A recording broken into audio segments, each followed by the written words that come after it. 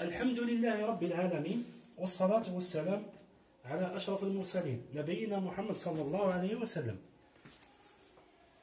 Dans la première partie de la modélisation des machines synchrones à aimant permanent, on a présenté quelques généralités, et ses avantages et ses inconvénients.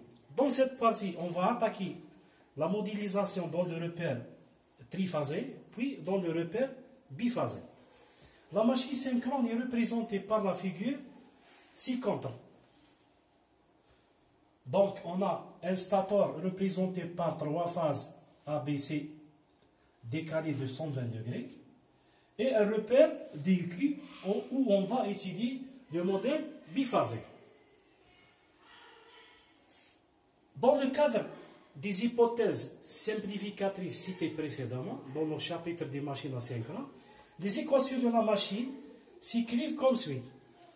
Donc, les tensions statoriques A, B et C est représentée par un terme résistif plus un terme de variation du flux. Donc, on préfère la représentation matricielle pour simplifier l'étude. Même dans la modélisation, on utilise le MATLAB et on préfère la représentation matricielle. Donc, on a dit dans le chapitre 1 que la modélisation, on passe toujours par les équations des tensions, puis par les équations du flux. Donc, la troisième étape, c'est l'insertion du flux statorique dans les équations des tensions statoriques pour trouver le modèle final, soit en triphasé, soit en biphasé. Donc, la partie du flux statorique au niveau du stator dans les trois phases comporte le terme de flux propre plus le flux de la mutuelle généré par les aimants.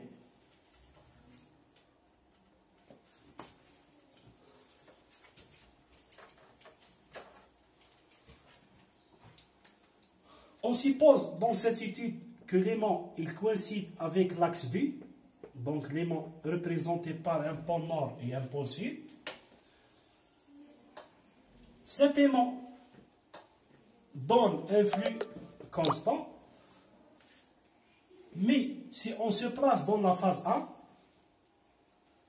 ce flux elle a une influence sur la phase A par le terme phi m cosinus θ.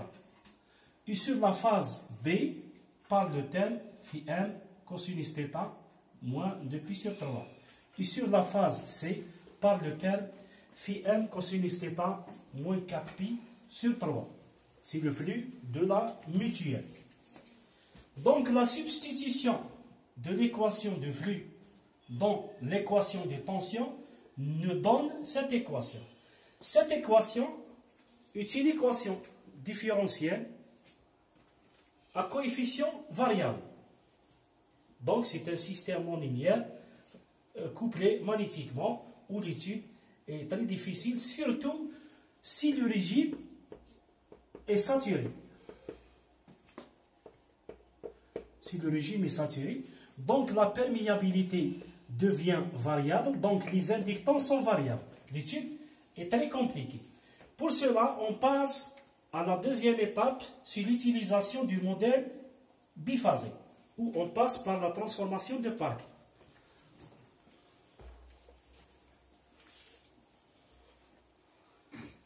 La mise en équation de la machine synchrone aboutit à des équations différentielles à coefficient variable, c'est-à-dire en triphasé. En triphasé, on a trouvé que le modèle est représenté par des équations différentielles à coefficient variable.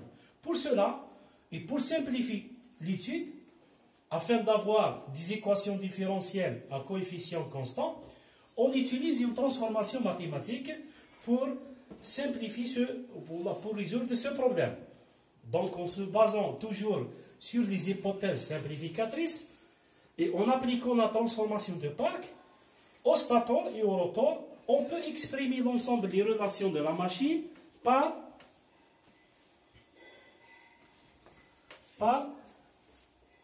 la partie qui suit. Donc, un système triphasé ABC, on a associé un système d'équi et 0, où la composante homopolaire ne rentre pas dans notre calcul, puisque le système il est équilibré. En cas de défaut, donc la composante homopolaire rentre dans le calcul du courant de défaut.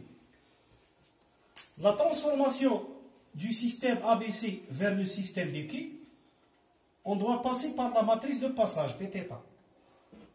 Et l'inverse, si on passe par la transformation de Park inverse, on doit passer par la matrice Pθ moins 1.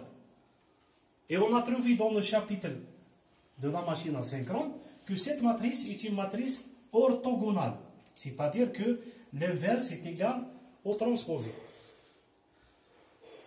La matrice de Park modifiée, caractérisée par ce terme, racine de 2 sur 3, qui confirme la conservation de la puissance instantanée, est donnée par cette équation.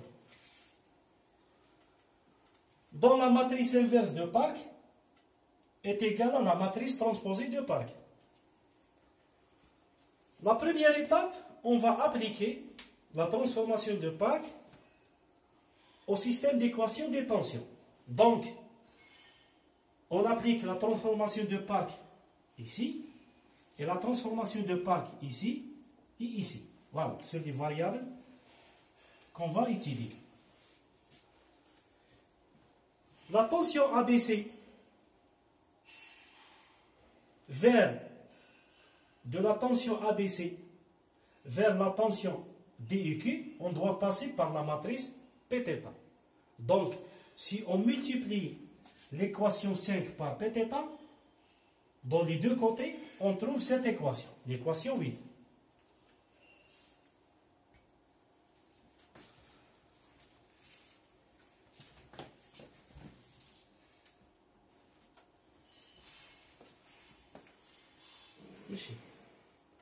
Donc, ensuite, en se basant sur la transformation de Park inverse, où la tension VABC, est égale à la transformation inverse de Park, ou égale à la transformation inverse de Park, fois.